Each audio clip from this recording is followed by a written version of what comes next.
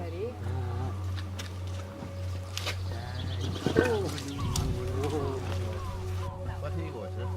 There are leaks, isn't there? Yes.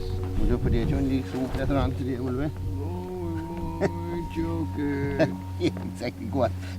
Into this hole now, we can't put the room into the one hole, in here now. I know some things grow and some things don't grow.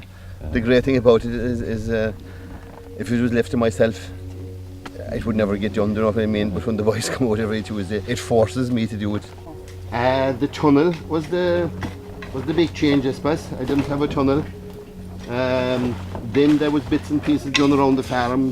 We hung gates and we made a few paths and things like that. But then we got help from South Kerry Partnership for doing them bits and pieces, which was brilliant. I put up the tunnel and everything myself, but they actually bought the tunnel. Gate posts and things like that. They would buy the materials, and I did the work myself. I have a son with special needs, David.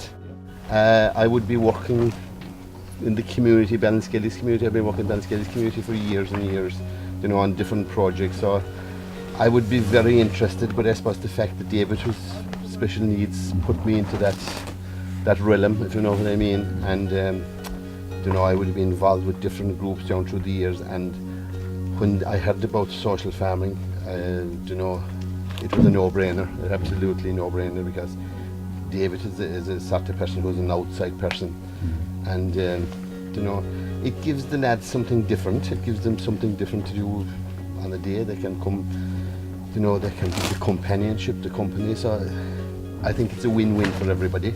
And as a farmer, I would get an awful lot out of it. You know, just a sense of doing something well and doing something right, which is brilliant, you know. They probably match you with an individual who are a group of individuals who they think that will suit you.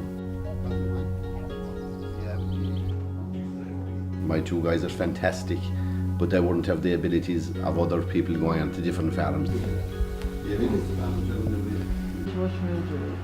Good man, John. Did you wash your hands today? I learned to slow down and listen, I suppose, would be a big thing. Where did we work this morning? Now have a look at the picture. What did you put on the wheelbarrow? What did you use a shovel for onto the wheelbarrow?